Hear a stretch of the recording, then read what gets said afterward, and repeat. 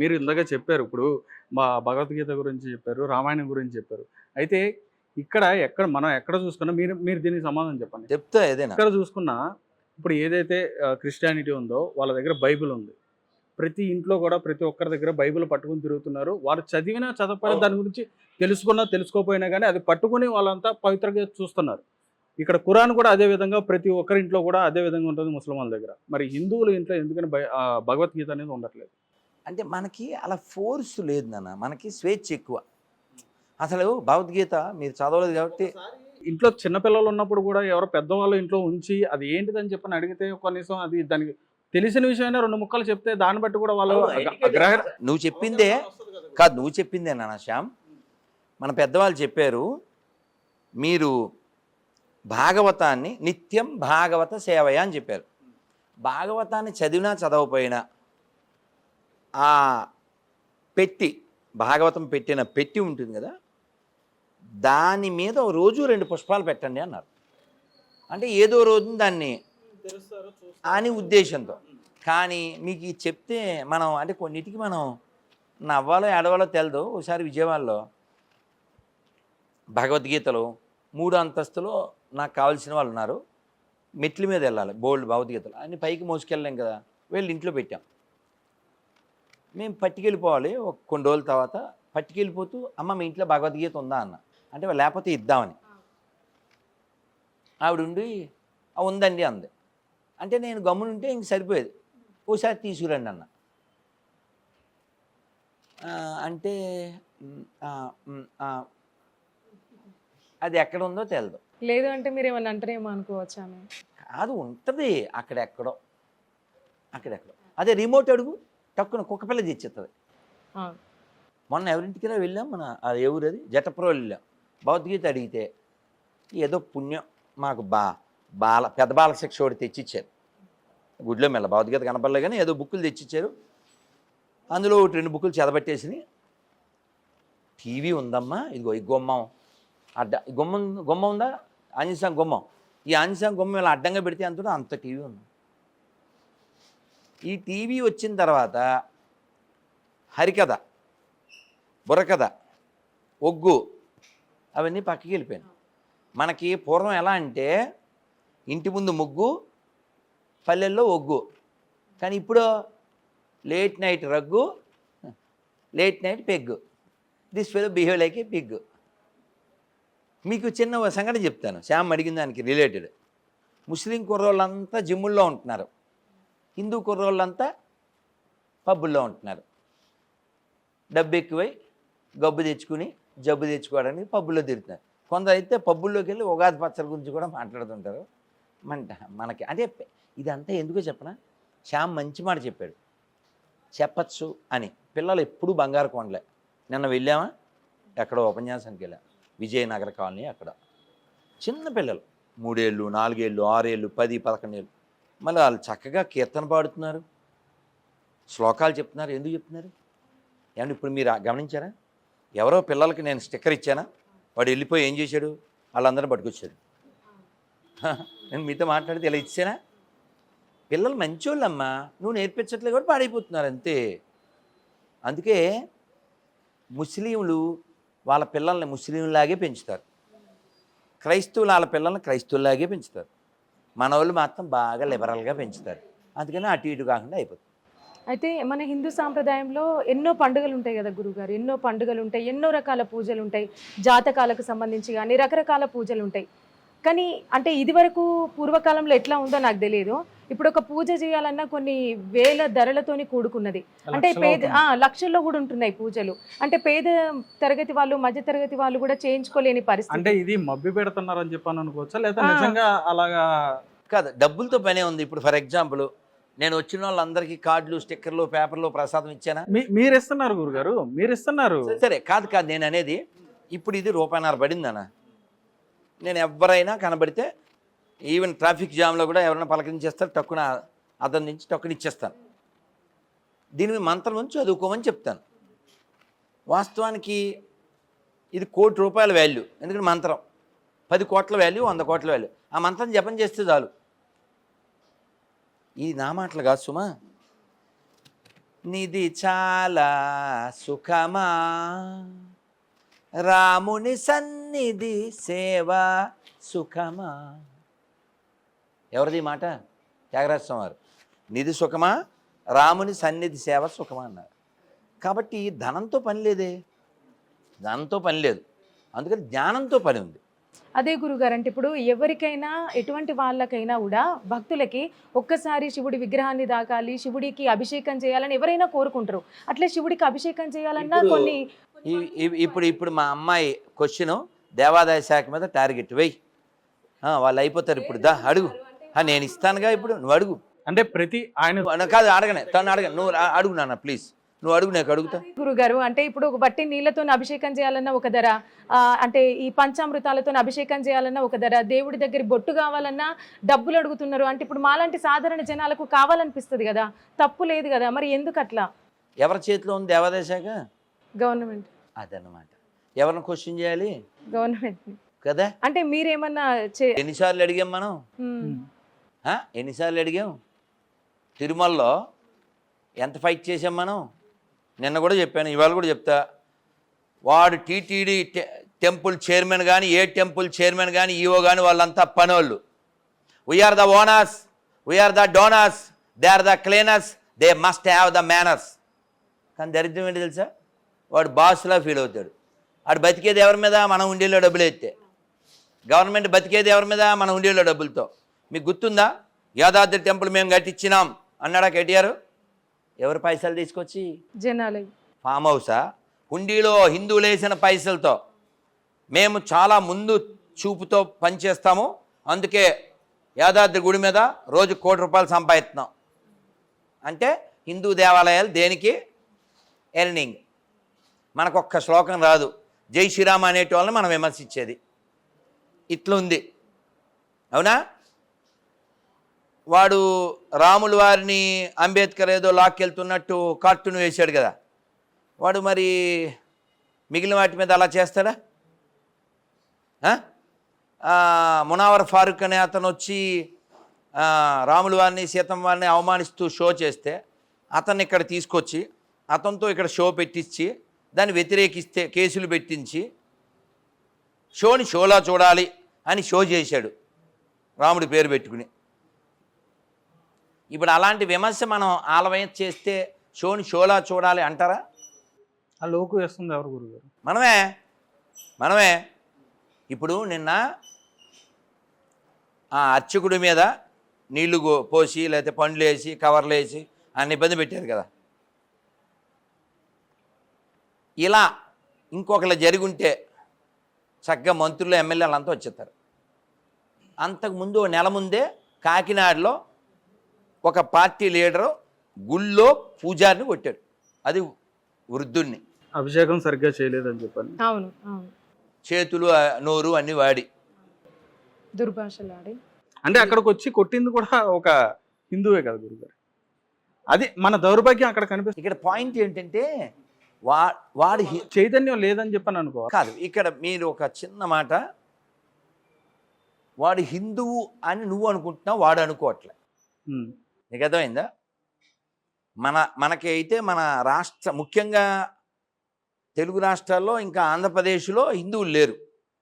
ఉంటే కమ్మవారు, కాపువారు, శెట్టి గారు, రెడ్డి గారు, శాస్త్రి గారు, వీళ్ళే ఇలా కులాల వారీగా ఫీల్ అయ్యే వాళ్ళు ఉన్నారు తప్ప నేను హిందువుని, ఇది నా ధర్మం, ఇది నా దేశం అట్లా ఫీల్ అయ్యే వాళ్ళు ఎవరు లేరు. గురుగారు, ఈ మధ్య కాలంలో సోషల్ మీడియాలో కానీ మనం కొన్ని వీడియోస్ చూసుకుంటే సాయిబాబా తను ఒక ఫకీరు, ముస్లిము, ఆ ఆలయం మనకొద్దు అని అంటున్నారు.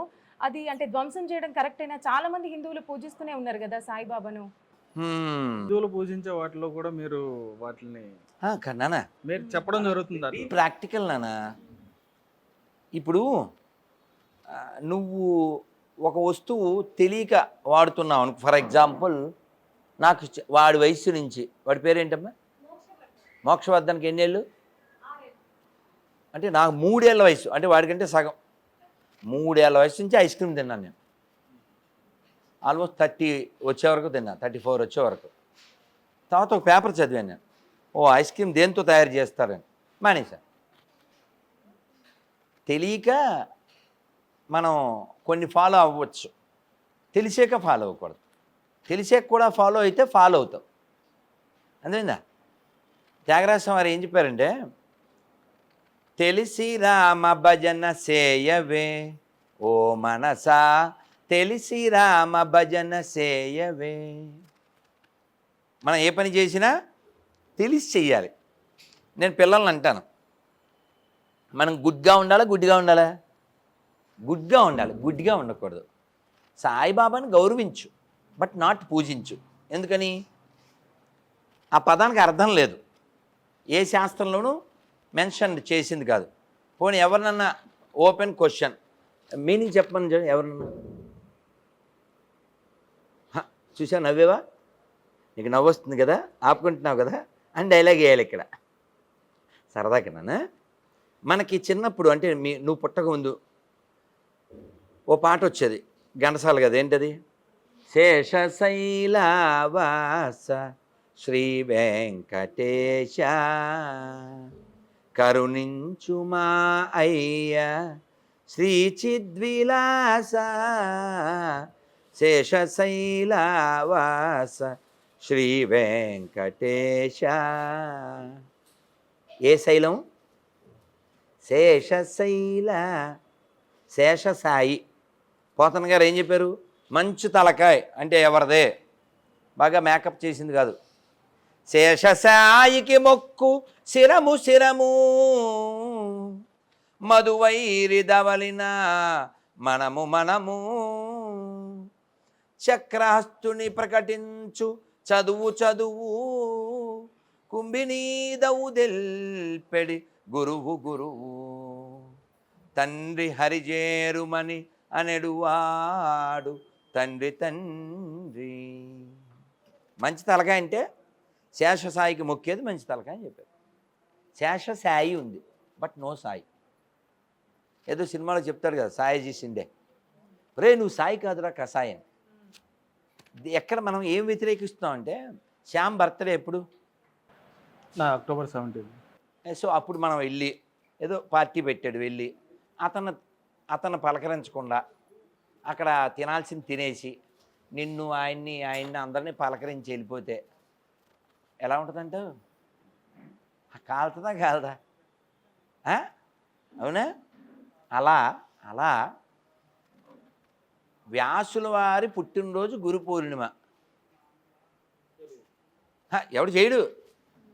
శ్యామ్ బర్త్డేకి వెళ్ళి శ్యామ్కి విషెస్ చెప్పరు.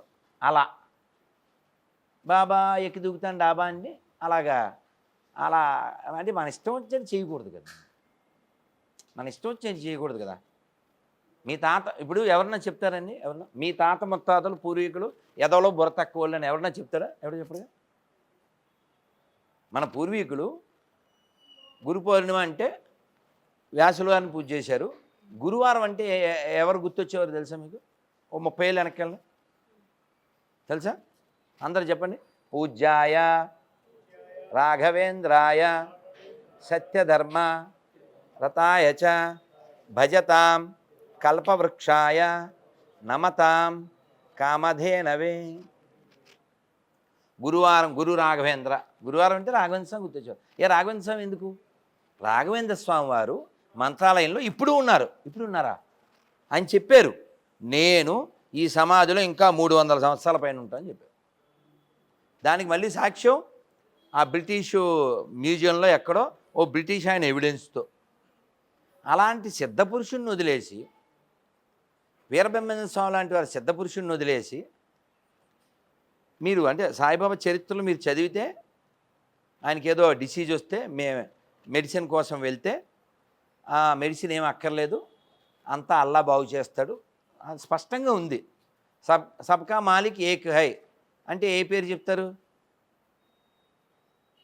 ఇప్పుడు స్పష్టంగా కనబడుతుంది కదా. ఇప్పుడు నేను మీకు ఇంకో ఉదాహరణ కూడా ఇస్తాను. రఘుపతి రాఘవ రాజారాం 3 ఏంటి? పచ్చి జోకు అది, పచ్చి జోకు. అర్థమైందా? ఈశ్వరుడు అల్లా దేవుడి పేర్లు అని ఎవరు చెప్తారు? ఈశ్వరు నమ్మినోడే చెప్తాడు. అల్లా నమ్మినోడు కూడా చెప్తాడా? ఇప్పుడు మొన్న రంజాన్కి ఖర్జూరాలు నోట్లో పెట్టారా? ఎవరు పెట్టారు? మన గొర్రెలు, మన గొర్రె నాయకులు. ఏమన్నాను? ఉన్నది ఉన్నట్టే వేసి కావాలితే టైటిల్ ఇదే పెట్టి ఒక రీల్ పెట్టండి. ఓకే, మన గొర్రె నాయకులు ఖర్జూరాలు పెట్టారు. ఏమండి రంజాన్ ఏ డేట్లో అయిందిరా? శ్రీరామనవమికి 2 రోజుల ముందు, అంతేనా? బహుశా 3 రోజుల ముందు. ఉగాదికి 2 రోజుల తర్వాత. ఏమండి ఉగాదికి శ్రీరామనవమికి మధ్యలో రంజాన్ అయింది. సో వాళ్ళందరికీ ఖర్జూరాలు నోట్లో పెట్టారు కదా. మరి శ్రీరామనవమికి ఎక్కడైనా ఒక్క కప్పు పానకం ఇచ్చారు వీళ్ళు? ఎవడైనా? డబ్బులేమో గుళ్ళో ఎత్తిపోతారు. గుళ్ళో ఎవడైతే వస్తాడో ఆ భక్తుడికి సౌకర్యం చేయరు, ఓ సన్మానం చేయరు. ఎవడైనా ఈ ఇఫ్తార్ విందులు పెట్టిన వాళ్ళు అయ్యప్ప స్వామి వల్ల బోల్డ్ ఆదాయం వస్తుంది, ఇన్కమ్ జనరేట్ అవుతుంది. ఒక్క అరటిపండు పెట్టారా? ఎప్పుడైనా అయ్యప్ప స్వామి భిక్ష పెట్టారా? కరెక్టే గురుగారు. అంటే ఇప్పుడు కేంద్రంలో ఉంది బీజేపీ కదా, బీజేపీ ఆర్ఎస్ఎస్ 2 ఒకటి అని అందరు నమ్ముతూ ఉంటారు కదా. మరి హిందువుల దేవాలయాల నుంచి ఎక్కువ ఫండ్స్ వస్తున్నాయి. మరి చర్చిలు కానీ ఇటు ఈ ముస్లిమ్స్ టెంపుల్స్ కానీ అక్కడి నుంచి తీసుకోవట్లేదు. అవును, మసీదులు అక్కడి నుంచి ఎందుకు తీసుకోలేకపోతుంది ఫండ్స్ మరి కేంద్రం? కాదు నాన్న, ఇప్పుడు దేవాలయాలు ఎవరి ఆధీనంలో ఉన్నాయి? గవర్నమెంట్. ఏ గవర్నమెంట్ అది? ఎక్కడ ఉండే స్థానిక గవర్నమెంట్. అవునా? ఇప్పుడు ఆంధ్రప్రదేశ్, తెలంగాణ, కర్ణాటక, తమిళనాడు, కేరళ, ఈ 5 రాష్ట్రాల్లో మనం చూసుకుందాం. సౌత్ ఇండియా దేవాలయాలు గవర్నమెంట్ చేతిలో ఉన్నాయి. దేవాలయాలు డబ్బులు ఎవరు వాడుకుంటున్నారు? గవర్నమెంట్లు. మొన్న అయితే మన కర్ణాటక ముద్దరామయ్య ఏం చేశాడు? గుళ్ళో డబ్బులే ఓ 300 కోట్లు ఒక భూమికి చర్చిలకి ఇచ్చాడు. ఎందుకు ఇచ్చాడు? అడిగేవాడు లేక. మళ్ళీ గుళ్ళల్లో ఆదాయాల మీద ట్యాక్సులు, ఇవన్నీ ఎందుకంటావు? వై? ఎందుకంటే అడిగేవాడు లేక. సెక్యులరిజం అనే పేరు మీద ధర్మనాశనం చేయడానికి వచ్చిన దొంగలు వీళ్ళంతా. కాబట్టి సెక్యులరిజం అనేది ఒక బూటకం, వీళ్ళు ఆడే నాటకం. మీరు చెప్పారు కేంద్రం చేతిలో ఈ దేవాలయాలు లేవుగా. కానీ తలుచుకుంటే సాధ్యం అయింది కదా అని అంటూ. తలుచుకుంటే ఎలా సాధ్యమో చెప్పమ్మా. దేశ ప్రధానిగా ఉన్నారు కదా. అయితే చెప్పు ఎలా. అదే దేశ ప్రధాని. ఇప్పుడు మనదేంటి? సార్వభౌమాధికారం కలిగిన దేశం, స్వేచ్ఛ కలిగిన దేశం, గణతంత్ర రాజ్యం కదా. ఈ దేవాలయాల వ్యవస్థ మీద దృష్టి సారించాలంటే మన వైపు నుంచి కూడా డిమాండ్ ఉండాలిగా. మీరు రేపొద్దున మెయిల్ పంపించండి ప్రధానమంత్రికి, free our temples from the government. ఒకటి పంపించండి. ఏమైనా ప్రయత్నం జరిగిందా? మేము అరుస్తున్నాం సరే, ఎవరన్నా మన దగ్గర స్పందన ఉండాలి కదమ్మా. మన దగ్గర స్పందన పెరిగితే గవర్నమెంట్. ఇప్పుడు అయోధ్య రామాలయం వచ్చిందంటే ఎంత పోరాటం చేస్తే వచ్చింది, ఎంత ఆరాటపడితే వచ్చింది, ఎన్ని లక్షల మంది బలిదానం చేస్తే వచ్చింది. మనం 600 ఏళ్ళకి ఒక్క టెంపుల్ వెనక తెచ్చుకున్నాం అంతే. లక్షల టెంపుల్స్ ఇంకా మసీదుల్లాగే ఉన్నాయి, వేల టెంపుల్స్. కానీ దురదృష్టం ఏంటంటే ఆ ఒక్క టెంపుల్ మనం పూజ చేసుకుంటుంటే ఇక్కడ ఇదే హైదరాబాద్లో ఒక గుంపు ఆడవాళ్ళు మేము వెళ్ళి దాన్ని కూలగొట్టేద్దాం ధర్నా. ఇది మన పరిస్థితి. నిన్నగాక మన హుబ్బులీనా నిన్న అమ్మాయిని చంపేశారు. కాంగ్రెస్ లీడర్ కూతురు చంపేశారు. ఎందుకు చంపేశారు? ఫయాజ్ పట్టబాలు చంపేశాడు. ఎందుకు చంపేశాడు? మన వాళ్ళకి బుద్ధి లేక, మనం ఎక్కడ కొంటున్నాం, ఎక్కడ తింటున్నాం, మనకి స్పృహ లేకుండా పోయింది. అంతా ఒకటే అనుకుంటున్నాం. ఏది ఎన్ని వీడియోలు చూసాం, చక్కగా పానీపూరిలో పానీ పోతున్నారు అని వీడియోలు ఉన్నాయి. మొన్న మధ్య ఉప్పు లేదని ఈ పానీ కూడా పోసేశారు, వీడియోస్ ఉన్నాయి. అయినా కూడా ఏదో గుండమ్మ కథ సినిమాలో పాఠం తెలుసుగా, అయినా హిందువులు మారలేదు, వీళ్ళకి బుద్ధి రానేలేదు. చెప్పండి, ఆలోచించండి. ఇప్పుడు మీరు స్టేటస్లు చూడండి. రంజాన్కి ఈద్ ముబారక్ పెట్టిన వాళ్ళు ఎవరు? మనోళ్ళే. ఫ్లెక్సీలు కట్టిన వాళ్ళు ఎవరు? మనోళ్ళే. మరి శ్రీరామనవమికి ఫయాజ్ వచ్చి, ఓవైసీ వచ్చి, ఇబ్రహీం వచ్చి, అబ్రహం వచ్చి, ఇమ్మానియల్ వచ్చి ఓ ఫ్లెక్సీ కానీ ఒక స్టేటస్ కానీ పెట్టాడా? ఇన్ని మాటలు వద్దులే. శ్రీరామనవమి పానకం ఎవరికన్నా నువ్వు ఇచ్చావా? అక్కడ ఇఫ్తార్ విందులో తిన్నావు కదా. ఇక దేవుడికి పెట్టామని చెప్పి ఇవి పెట్టావా? అవునా? కాబట్టి మనం కూడా మారాలి. అందుకే నేను ప్రతిజ్ఞ చేయిస్తుంటా, హిందువులుగా పుట్టిన మేము, హిందువులుగా జీవిస్తున్న మేము, హిందువుల దగ్గరే తింటాం, హిందువుల దగ్గరే కొంటాం, హిందువుల్లాగే ఉంటాం అని.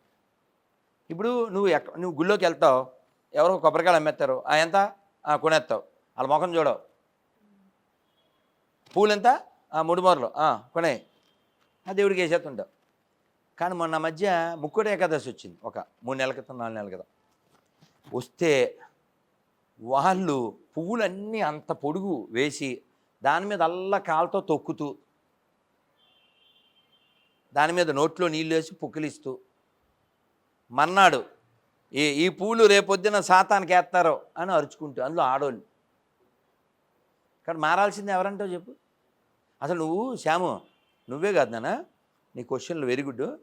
చాలామంది ఏమనుకుంటారంటే పొరపాటున స్వామీజీ ఏదో ముస్లింలు క్రైస్తవులకు వ్యతిరేకం అనుకుంటారు. కానీ యాక్చువల్గా నేను మనలో ఉండే వాళ్ళకే వ్యతిరేకం. I am fighting for Hindus. ఒక ఆయన మీకు సరదాగా రైల్లో జరిగింది ఇది. నేను ఎవరో వచ్చారు, సెల్ఫీ అన్నారు, అయిపోయింది, మా అబ్బాయిని తీసుకొస్తాను వెళ్ళాడు. వెళ్ళే లోపల మిగిలిన వాళ్ళతో మాట్లాడుతుంటే అతను వచ్చి, నేను వాళ్ళతో మాట్లాడుతున్నాను, పక్కన ఉన్న వాళ్ళతో చెప్తున్నాడు, ఈయన వాళ్ళనే కాదండి బాబు, మన వాళ్ళు కూడా ఏం స్పేర్ చేయడు అన్నాడు. వినపడిపోయిందిగా, ఎలా రా అన్న, వేలు ఎలాగి అన్న, ప్లగ్లో పెడితే ఏమొద్దన్న, షాక్ కొడద్దన్న.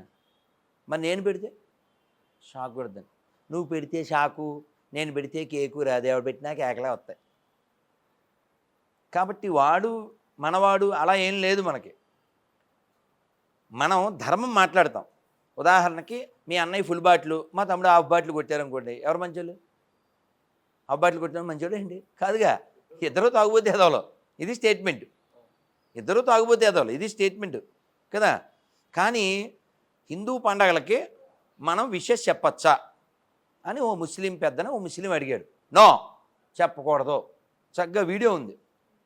ఇంకో జోక్, ఇది ఒక్కసారి సాక్షి అనే అమ్మాయిని ఓ 40 సార్లు 60 సార్లు పొడిచి చచ్చిందో లేదో కన్ఫర్మ్ చేసుకోవడానికి బండరాయి వేసి వెళ్ళాడు. అంతా వీడియో కూడా ఉంది ఢిల్లీలో.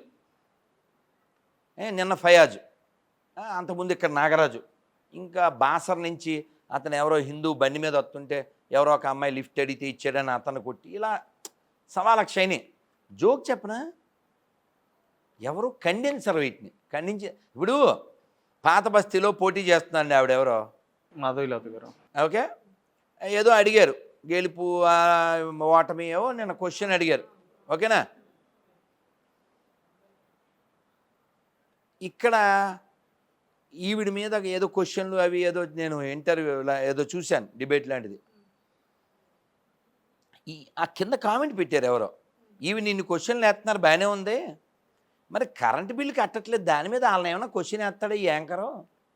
క్వశ్చన్ 1, 15 నిమిషాల్లో హిందువులు వేసేస్తాను అన్నాడు, దాని మీద ఏమైనా క్వశ్చన్ వేస్తాడా ఈడు? తేరగా ఎవడ దొరికాడంటే మనం. కాబట్టి మారాల్సింది ఎవరు? మనం. మాట్లాడాల్సింది ఎవరు? మనం. ప్రశ్నించాల్సింది ఎవరు? మనం. ఎదిరించాల్సింది ఎవరు? మనం. అప్పుడే బతుకుతాం మనం. ఇక్కడ ఇంకోటి గురువు గారు, నేను ఎందుకని ఇవన్నీ కూడా అడిగానండి, అడగాలి. దాదాపు ఒక 3 సంవత్సరాల క్రితం నేను ఏలూరులో ఉన్నప్పుడు వర్క్ చేస్తున్నప్పుడు నా కొలీగ్ అతను, తను ఏంటంటే ఒక పాడుపడిపోయిన చిన్న గుడి ఏదైతే ఉందో దాన్ని తను వెళ్ళి అదంతా క్లీన్ చేసి తను నీట్గా అక్కడ పూజలు చేయడం, డైలీ పూజలు చేసుకొని ఆఫీస్కి వచ్చేవాడు రెగ్యులర్గా వచ్చి ఆయన వర్క్ అది చేసుకున్నారు. కానీ ఇప్పటికీ 3 సంవత్సరాలు అవుతుంది, కంప్లీట్ అవుతుంది, ఇప్పటికీ కూడా ఆయన ఒక్కడే అక్కడ పూజ చేస్తాడు తప్ప ఎవరు కూడా వచ్చి ఇప్పుడు వచ్చి సపోర్ట్ ఎవరు చేయలేదు. నాకు ఆల్రెడీ అక్కడి నుంచి ఫోన్ వచ్చింది. అది ఊరు అవుట్స్కట్స్దా మొత్తానికి, ఏలూరు అవుట్కట్స్లో. బహుశా మరి నువ్వు చెప్పాయనే అని అనుకుంటున్నాను. నాకు ఫోన్ వచ్చింది, నేను చెప్పాను ఇలా చెయ్యి ఇలా చేయమని చెప్పి. విషయం ఏంటంటే మీకు ఉదాహరణ ఇస్తే పట్టుకుంటారు, ఆ ఉదాహరణ ఇచ్చి నేను కంక్లూడ్ చేస్తాను. ఏమిటా ఉదాహరణ అంటే, ఇన్ని రథాలు కాల్చేశారు, ఇన్ని గుళ్ళు కూల్చేశారు, పెద్ద స్పందన లేదు. ఓ ముస్లిం నాకు ఫోన్ చేసి,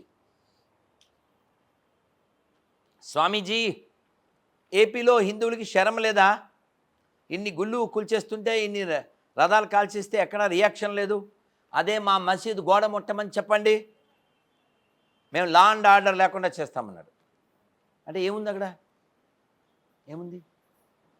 వాళ్ళకి మతనిష్ట ఉంది, మనకు ఓన్లీ కులనిష్ట, డబ్బునిష్ట, పార్టీనిష్ట. అది ఎవరి నుంచి వస్తుంది గురుగారు? నేర్పించిన దాన్ని బట్టి కదా, నేర్పించిన దాన్ని బట్టి వస్తుంది. ఉదాహరణకి జుట్టు విరబోసుకోకూడదని చెప్పామనుకోండి, ఎందుకు అని అడిగారు అనుకోండి, దానికి ఒక రీజన్ ఉంటుంది. ఇవి క్వశ్చన్కి ఆన్సర్ చెబితే, చెప్పిన దానికి వాళ్ళు వింటే దానివల్ల ప్రయోజనం. నా ఇష్టం ఇదంతా ఛాందసం అన్నారనుకో, ఇంకేం ముందుకెళ్దుగా. ఒక ఉదాహరణ, ఇప్పుడు ఆ పిల్ల ఎవరో పిల్లలు వచ్చారు, గాజులు వేసుకోలేదు, ఎందుకు వేసుకోలేదు అని అడిగా. వాళ్ళ స్కూల్లో వేసుకునేవారు.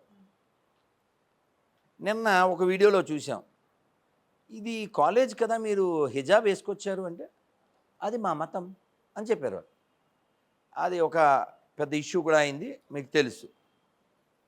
ఇక్కడ కూడా తెలంగాణలో ఒక అమ్మాయి హిజాబ్ వేసుకొస్తే ఇది అందరూ ఉండేది, అలా వేసుకు రాకూడదని అంటే, అప్పటి హోమ్ మినిస్టర్గా ఉండే ఆయన పేరు మహమ్మద్ ఏదో ఉంది, అలీ అని రియాక్ట్ అయ్యాడు. మరి మన ఆడవాళ్ళ మెట్టెలు తాలి బొట్టులు తెంచినప్పుడు, గాజులు బద్దలు కొట్టినప్పుడు మనకి రియాక్షన్ లేదు. మీకు ఇంకో విషయం కూడా చెప్తే బాగుంటుంది.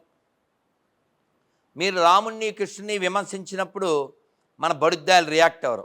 అదే కులాన్ని విమర్శించండి, వీడి ఇంక మలంలో పందారేసి తినేసి మరీ వచ్చేస్తాడు. వీడు పేర్లు అవి చెప్తే చస్తారని ఇంక చెప్పట్లేదు అంతే. అయితే గురుగారు చిన్న డౌట్ నాకు, మొన్న ఆ మధ్య ఒక 2-3 రోజుల క్రిందట గరుడ ప్రసాదం తింటే పిల్లలు పుడతారు అని చిలుకూరులా జరిగింది. అంటే కొన్ని లక్షల మంది హాజరైనలు, చాలా మందికి దొరకక ఏడ్చుకుంటూ పోయిన సందర్భాలు కూడా ఉన్నాయి. అంటే దీని గురించి మీ అభిప్రాయం ఏంటి? అసలు అవన్నీ అభిప్రాయం ఏం లేదమ్మా, చాలా స్పష్టంగా. ఇంకా ఎనీథింగ్ వాంట్. ఎందుకు ఇలా? ఎందుకు తెలుసా? ఏదో సామెత ఉందండి, ఏ వయసుకి ఆ ముచ్చట అని. వీళ్ళు కెరీర్ అనే పేరుతోనో, లేకపోతే విచ్చలవిడో, లేకపోతే బాధ్యతల పేరో, టైటిల్ ఏదన్నా పెట్టు, 30, 35, 40 దాటిపోతున్నాయి. అలా దాటిపోతే ఏమవుతుందండి? పండవలసిన టైం దాటిపోయి ఎండిపోయే టైం వస్తుంది. ఎండిపోయిన తర్వాత మండిపోతుంది. ఆ తర్వాత ఇంక సరోగసి, ఇంకోటి, వాటికి వీటికి వెళ్తారు. దాని మీద ఏం బాధ్యత ఏముంటుంది? నువ్వు కన్నావేటి? కనలేదు కాబట్టి అది ఇంకా ఎవడో పుట్టిన బిడ్డరా ఎక్కెక్కి ఏడుస్తున్నట్టు అవుతుంది. మనం చూడొచ్చు, వాళ్ళు హమ్ 5 హమ్కో 25 అంటున్నారు. 5 పిల్లలు, 25 మంది పిల్లలు, 4 బీబీస్, 40 బేబీస్. అలా ఉద్యమంలా వాళ్ళు కష్టపడి, అంటే పగలు రాత్రి, పగలేమో షాపుల్లోనో ఇంకో చోట కష్టపడుతున్నారు, రాత్రి ఇంట్లో కష్టపడుతున్నారు, ప్రొడ్యూస్ చేస్తున్నారు. మన వాళ్ళు ఒకవేళ పెళ్ళైనా, పిల్లల కన్నా, అడగండి ఎవరన్నా ఎంతమంది పిల్లలని.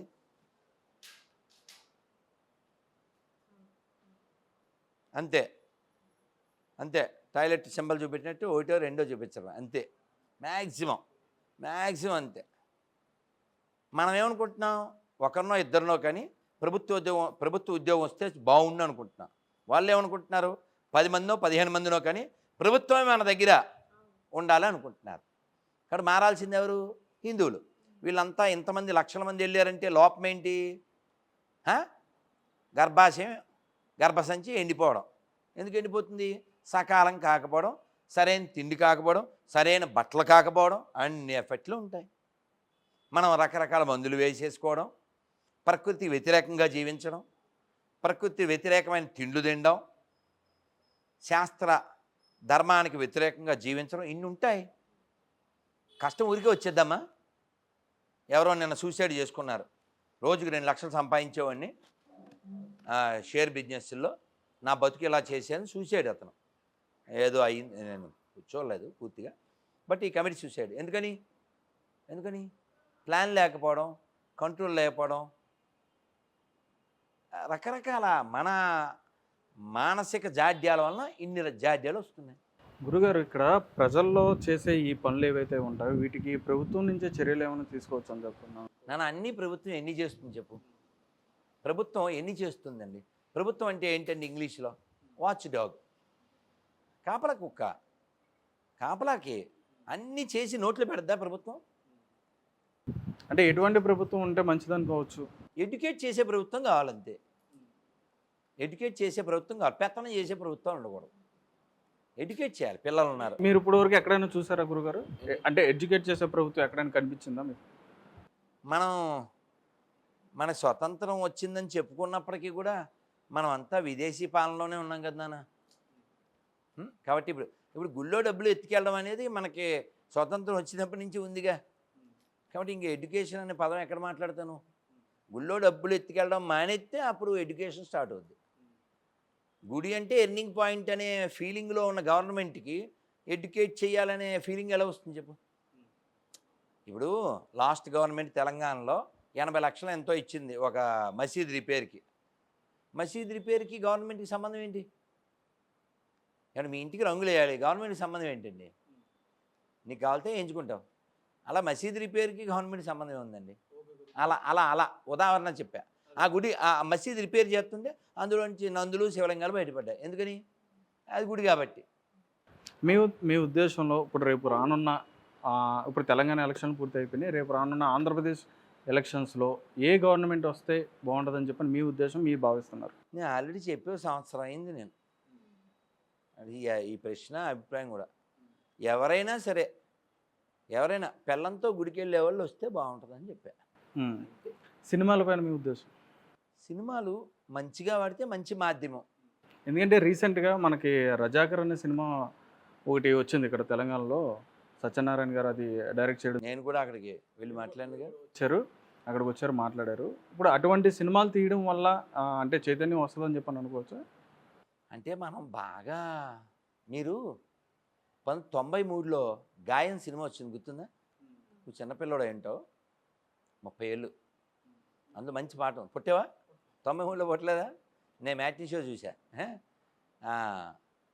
ఆ సినిమాలో మంచి పాట ఎవరు? సిరివెన్నెల సీతారామ శాస్త్రి గారు. ఆయనే రాసి, ఆయనే పాడి, ఆయనే యాక్ట్ చేశాడు. నిగ్గదీసి అడుగు ఈ సిగ్గులేని జనాన్ని, నిప్పుతోటి కడుగు సమాజ జీవచ్చవాన్ని, మారదు లోకం మారదు కాలం, దేవుడు దిగిరాని ఎవ్వడు ఏమైపోని అని బాధపడ్డారు. దానికంటే 30 ఏళ్ళ 40 ఏళ్ళ ముందు గుండమ్మ గారి కథ, గుండమ్మ కథ, అందులో పాట ఏంటి? అయినా మనిషి మారలేదు అతని యావ తీరలేదు. అంటే ఏంటంటే సినిమా మాధ్యమం 30 ఏళ్ల క్రితం వరకు పాజిటివ్గా ఉండేది. తర్వాత కాలంలో పైత్యం పెరగడం వల్ల ఇష్టం వచ్చినట్టు సినిమాలు తీయడం, ధర్మాన్ని హేళన చేయడం. ఉదాహరణకి తండ్రి ప్రేమ ఆ కాన్సెప్ట్లో కొన్ని సినిమాలు చెప్పండి.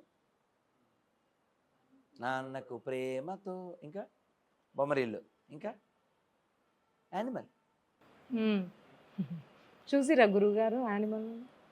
చూడలే, కానీ దాని మీద రివ్యూ ఇచ్చాను నేను. నా రివ్యూ మీద రివ్యూ ఇచ్చాడు పోల్చక్కనే అబ్బాయి. కాదు, 3:30 గంటల సినిమా, ఫుల్ హింస, ఇన్ ద నేమ్ ఆఫ్ నాన్న. అవునా? అంటే ఇక్కడ చూసేవాళ్ళు ఉన్నారు, తీస్తున్నారు, తీసేవాళ్ళు ఉన్నారు, చూస్తున్నారు. కానీ రజాకార్ సినిమా నిజం, నిజాంకి సంబంధించిన నిజం. కానీ అందరికీ అది కనెక్ట్ అవ్వలే. వీడి లోపలుండే హింసా ప్రవృత్తి తెర మీద కనబడితే సాటిస్ఫై అవ్వడానికి యానిమల్ సినిమా బాగా పనికొచ్చింది. కానీ ఎవడో మన మీద హింస చేసి, మన ధర్మనాశనం చేసి, మన స్త్రీల బట్టలు ఇప్పించి బతకం ఆడించినటువంటి దుర్మార్గాన్ని చూసి రియాక్ట్ అవ్వలేక వాడు సినిమాకి వెళ్ళా. మొన్న అతని పేరేమిటండి, చాలా మంచి హీరో అండి, రణదీప్ హుడా. అతను ఫ్లాట్ అమ్మి మరీ సినిమా తీశాడు. చాలా పాటలు పడి, చాలా శరీరాన్ని కృషింపజేసుకుని బక్కగా అయిపోయాడు. ఏ సినిమా? వీర సావర్కర్. కానీ మన వాళ్ళ స్పందన అంతంత మాత్రం. దానికంటే ముందు అతని పేరు అక్షయ్ కుమార్, రామసేతు సినిమా అది వెళ్ళలే. ఏదో హనుమాన్ బాగా వెళ్ళింది. Kerala files, Kashmir files, Kerala story కాస్త వెళ్ళి. ప్రభాస్ కూడా ఒక సినిమా ఒకటి కూడా. ఆది పురుషు అదేమో అతను ఇష్టం వచ్చినట్టు తీసాడు అనుకోండి, సోది పురుషు చేసాడు. అది బాగా తీసి ఉండొచ్చు, కానీ కాళిదాస్ కవిత్వం కొంత, ఆ డైరెక్టర్ పైత్యం అంత, అందువల్ల అది అలా జరిగింది అనుకోండి. కానీ ఈ సినిమా బాగా తీస్తే చాలా మంచి చేయొచ్చు, చాలా. ఎందుకంటే ఇప్పటికీ ఈ రోజుకి కూడా ఇంకా రామాలయాల మీద అక్కడక్కడ వినపడుతుంటుంది లౌకిక సినిమాలో పాటలు. మన ఫీలింగ్ ఎంత బాగుంటుంది, లౌకిక సినిమా పాటలు ఎంత అద్భుతమైన లౌకిక సినిమా. కానీ అందులో వారి యొక్క నటన అవన్నీ అద్భుతం కదా, ఏడుస్తాం, అంత బాగుంటాయి. కాబట్టి పాజిటివ్గా తీస్తే అన్నీ మంచివే, అన్నీ ఉపకారమే కదా నాన్న. ఇప్పుడు సోషల్ మీడియా కూడా మంచికి వాడినప్పుడు ఉపకారం, చెడుకు వాడితే అపకారం. ఏదైనా కత్తి కూరగాయలు కోయచ్చు, పీకలు కోయచ్చు, ఇదే నాన్న. అంటే ఇప్పుడు హైందవ ధర్మాన్ని కాపాడుకోవాలి, మీలాంటి వ్యక్తులను ఖచ్చితంగా కాపాడుకోవాలని ప్రతి ఒక్క హైందవుడికి ఉంటుంది. ఇప్పుడు బైరి నరేష్ నాస్తికుడు, తనను హైందవ ధర్మానికి వ్యతిరేకంగా మాట్లాడినందుకు తన మీద దాడి చేసిండు మన హిందువులు. మరి మీరు కొన్ని మతాలకు వ్యతిరేకంగా మీరు మాట్లాడుతున్నారు కదా, వాళ్ళు మీ మీద దాడి చేస్తారేమో అని కొంతమంది భయపడుతున్నారు. మరి మీరు ఇచ్చే సమాధానం? నేను ఏదైతే వాక్యాలు చేసానో నా ఇంటర్వ్యూలో కానీ, నా 21,000 వీడియోల్లో, నా ఛానల్లో కానీ ఏదైనా తప్పని నిరూపిస్తే ఇలాగే పబ్లిక్లో మైక్ కూడా తెస్తే క్షమాపణ చెప్తా. మిమ్మల్ని మీడియా వాళ్ళని పిలిచాను, తప్పని నిరూపించని క్షమాపణ చెప్తాను. అలాగే whatever comment I made on them, please prove it's wrong, I'm ready to apologise. ఇంకేంటి? అలాగే అన్ని మతాలు సమానం అనే వాళ్ళందరికీ నా ఛాలెంజ్, నిరూపించండి. నేను మసీదుకి వస్తా, నమాజ్ చేస్తా, చర్చికి వస్తా, ప్రేయర్ చేస్తా, అయిపోయిన వెంటనే వాళ్ళు గుడికి వచ్చి భజన చేయాలి అంటే నువ్వు అన్నావు కాబట్టి అన్నీ సమానం అని. మొన్న ఒక నాస్తిక్ గొర్రె ఫోన్ చేసింది, ఏ మత గ్రంథమైనా మంచిగా చెప్పుద్ది అన్నాడు. పచ్చి అబద్ధం. నువ్వేమీ చదవకుండా స్టేట్మెంట్లు ఎత్తున్నావు. తీసుకురా 3 బుక్కులు ఇక్కడ పెట్టు, భగవద్గీత, బైబిల్, ఖురాన్ 3 ఇక్కడ పెట్టు. 3 హ్యుమానిటీకి ఏది వ్యతిరేకంగా ఉందో ఆ పేజీలు చింపేద్దాం, రెడీయా? రమ్మని చెప్పండి. ఎవడు రాలే, ఆల్రెడీ మేము చెప్పి 6 నెలలు అయింది వేరే ఛానల్లో. ఎవడు రాలే, ఎందుకు రారు? పిల్లలు కామెంట్ పెట్టారు తెలుసా, గురూజీ అలా మీరు చింపితే వాళ్ళకి మిగిలేదు ఓన్లీ అట్ట మిగులుద్ది ఎడారి మతాల వాళ్ళకి. ఎందుకని చెప్పు? నేనున్నాను, నువ్వు ఉన్నావు, మనందరం చెప్పగలం. ఏం చెప్పగలం? నేను పూజించే రాముణ్ణి, కృష్ణుణ్ణి, శివుణ్ణి, అమ్మవారిని ఇతరులు పూజించకపోయినా ఏం పర్వాలేదు, ధర్మంగా, న్యాయంగా, నీతిగా, ఆనందంగా, ఆరోగ్యంగా జీవిస్తే చాలు, సర్వే జన అని మనం చెప్పగలం. ఒకసారి మసీదులో హర్ష చెప్తాడుగా, ఒకసారి ఏదో ఒకటి అలా ఒకసారి చెప్పను. మసీదులో, చర్చిలో ఒకసారి చెప్పను. మేము పూజించే అల్లాని, మేము పూజించే యేసుని, మీరు పూజించకపోయినా పర్లేదు అని చెప్పను. మొత్తం ప్రపంచ ప్రశాంతం ఎందుకు అవుతుందో చూద్దాం, ఛాలెంజ్. పాకిస్తాన్ ఎందుకు పుట్టింది? వాళ్ళు పూజించే వాళ్ళనే నువ్వు పూజించాలి. లక్షల మందిని ఎందుకు చంపేశారు? లక్షల మంది ప్రాణాలు, మానాలు ఎందుకు తీసేశారు? కాబట్టి ఇది ఓపెన్ స్టేట్మెంట్. సెక్యులరిజం భారతదేశానికి ప్రమాదం, ఎడారి మతాలు ప్రపంచానికి ప్రమాదం. ఏమన్నాను? నిరూపిస్తాను, నడండి. ఎవరో యాంకర్ అడిగాడు, అన్ని మతాలు సమానం, మీరు వ్యతిరేకిస్తున్నారని. అయితే నాడు పాత బస్తీలో పొద్దున్నే మనం భజన చేద్దాం, నగర సంకీర్తనం అని మెడికల్ తిరిగాడు. కాబట్టి ఇంప్రాక్టికల్ మాట్లాడద్దు, అర్థమైందా? 5 సార్లు ఆజాన్ మనం వింటున్నామా? మనకు అవసరం లేకపోయినా. మరి మనం భజన పెడితే వరంగల్లో పూజారి ఏదో గుళ్ళో మైక్ పెడితే చంపేశారు. స్టిల్ ఇప్పటికీ నడుస్తున్నారు. కాబట్టి అన్ని మతాలు సమానం అనే దొంగల్లారా ఏమన్నాను అంటే ఇంకో పదం వాడాలి, బాగుండదని కష్టపడి తగ్గాను. కాబట్టి అబద్ధాలు ఆడకండి, ప్రాక్టికల్గా ఉందాం. ప్రాక్టికల్ అంటే ఏంటి? ఈ దేశం హిందువులది, దీని పేరు హిందుస్థాన్. ఇక్కడ ఎడారి మతాల వాళ్ళు ఎవరైనా ఉండొచ్చు, వాళ్ళు కూడా మనోళ్ళే. ఎందుకని? వాళ్ళ పూర్వీకులు ఎక్కడోళ్ళే. James father Jackson, Jackson father Jaipal, Jaipal father Jairam, grandfather ఒక్కడే గతమంతా మనదొక్కటే, గ్రాండ్ ఫాదరు ఒక్కడే గతమంతా మనదొక్కటే, ఇది మన దేశం, ఇది మన దేశం, ఇది మన దేశమురన్నా, ఇది స్వర్గము కన్నా మిన్నా. నువ్వెవడో చెప్పడానికి ఇది హిందువుల దేశం అన్నానికి అని ఎవడైనా గొర్రె, మనకే పుట్టినాడే, ఆడి పేరు రాంబాబు, ఆడ క్వశ్చన్ చేశాడు అనుకోండి, ఆన్సర్ ఏంటో చెప్పనా? గంగా ఎక్కడుందండి? ఉత్తర భారతంలో ఉందా? గోదావరి ఎక్కడుందా? ఆ గంగ గురించి రామాయణంలో ఉంది, ఈ గోదావరి గురించి రామాయణంలో ఉంది, బైబిల్లో ఖురాన్లో లేదు. ఇన్ని నగరాల పేర్లు మార్చారుగా, మరి గంగ పేరు గోదావరి పేరు యమున పేరు ఎందుకు మార్చలే? కుదరదు కాబట్టి. భాగ్యనగర్ హైదరాబాద్ అవ్వచ్చు, సంభాజీనగర్ ఔరంగాబాద్ అవ్వచ్చు, కానీ గంగ గంగలాగే ఉంది, గోదావరి గోదావరిలాగే ఉంది. అందుకని ఈ దేశం శివుడికి సంబంధించింది, ఈ దేశం రాముడికి సంబంధించింది, ఈ దేశం ఋషులకు సంబంధించింది, వ్యాసుడికి వాల్మీకి సంబంధించింది. సౌరాష్ట్రే సోమనాథంచ శ్రీశైలే మల్లికార్జునం. సౌరాష్ట్ర అంటే ఏంటండి? గుజరాత్. ఫస్ట్ మన ద్వాదశ జ్యోతిర్లింగాల్లో మొట్టమొదటిది సోమనాథ్లో ఉంది, రెండోది ఏపీలో ఉంది శ్రీశైలంలో. అంటే చూడండి మన దేశం ఎంత కనెక్టివిటీ కలిగి ఉందో. కాబట్టి ఇది శివ సంబంధమైన దేశం తప్ప శవ సంబంధం కాదు. వాళ్ళు స్నానం చేయాల్సిన స్నానం అనే కాన్సెప్ట్ లేని జాతి. ఎందుకని? ఎడారు కదా, అక్కడ వాటర్ ఉండదు. సో కాబట్టి ఆ ప్రాంతం అంతా dry, they famous for dry fruits and they are having dry hearts. అందుకే చూడండి, ఇప్పుడు మనం చెప్పినట్టు వాళ్ళు చెప్పలేరు. నేను నమ్మే రాముణ్ణి, ఇతరులు నమ్మకపోయినా పర్లేదు అని నేను చెప్పానుగా, ఎందుకంటే రాముడు నన్ను వేసేయడు బాణం పట్టుకుని. కానీ వాళ్ళ గాడ్స్, సో కాల్డ్ గాడ్స్ ఏం చెప్తారు? ఎవడైనా నన్ను నమ్మని వాడిని వాడి మెడకి బండ కట్టి సముద్రంలో పాడవేయుడి, నీ కొరకై వచ్చను, నీ కొరకై సచ్చను అని ఎవడైతే చెప్తాడో యేసు, ఆ యేసు చెప్పిన డైలాగ్ ఇది. అలాగే మార్కు 16:16 బైబిల్లో ఏం చెప్పారు? నమ్మి బాప్తిజం పొందినవాడు రక్షించబడిన, లేకపోతే శిక్షించబడిన. అంటే ఏంటి? ఏమంటే ఇప్పుడు ఏదైనా షాప్కి వెళ్ళామనుకోండి, కొనుక్కోవాలా వద్దా, నా ఇష్టమా ఇష్టమా? డీమార్ట్కి వెళ్ళామండి, అన్నీ చూసి ఏం కొనకుండా వచ్చి చంపేస్తారేంటి? లేదుగా. కాబట్టి ఇది ఎడారి మతం, పాషాణ మతం, బెదిరించే మతం, ప్రేమ అనేది లేని మతం, దయ అనేది లేని మతం. మనకేం చెప్పారు? ఏకం సత్ విప్రా బహుధా వదంతి. అంటే ఏంటండి?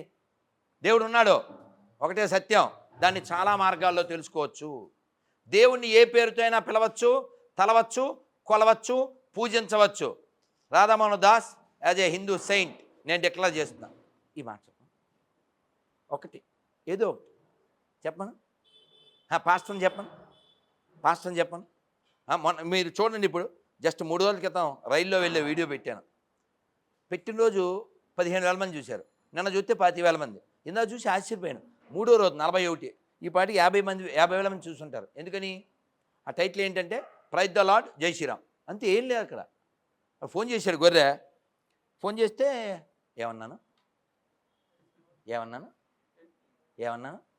ఫోన్ చేశాడు గొర్రె అన్నాను. మీరు గమనించాలి. అధ్యక్ష ఫోన్ చేశాడు, ఏం పేరు అన్న? శ్రీనివాస్. సరే శ్రీనివాస్ గారు అంటే ప్రైజ్ ద లార్డ్ అన్నాడు. నేను కూడా ప్రైజ్ ద లార్డ్ అన్నా. ప్రైజ్ ద లార్డ్ అన్నాడు, ప్రైజ్ ద లార్డ్ జై శ్రీరామ్ అన్న. మళ్ళీ జై శ్రీరామ్ ఎందుకు అన్నాడు? అది వినాలి, భలే ఫన్నీ ఉంటుందిలే. మీరు ప్రైజ్ ద లార్డ్ అంటే అర్థం ఏంటండి అన్న. అర్థం ఏంటండి? మీకు ఇంగ్లీష్ వచ్చుగా. ప్రైజ్ ద లార్డ్ అంటే మీనింగ్ ఏంటి? అచ్చ తెలుగులో దేవుని స్తుతింపు, దేవుని స్తుతించాలి. అందరు చెప్పండి జై శ్రీరామ్. దేవుని స్తుతించాం, అతను చెప్పాడు, చేయించాం. దాని మీద డిస్కషన్. మీరు యమలేల సినిమా చూసారా? అందులో ఐస్ క్రీమ్ ఇస్తుంది యముడికి, ఆవిడ పేరు లతాశ్రీ. ఆవిడ ఫోన్ చేసింది, ఆవిడతో కూడా నేను ప్రైజ్ ద లార్డ్ అన్న. ప్రైజ్ ద లార్డ్, మళ్ళీ జై శ్రీరామ్.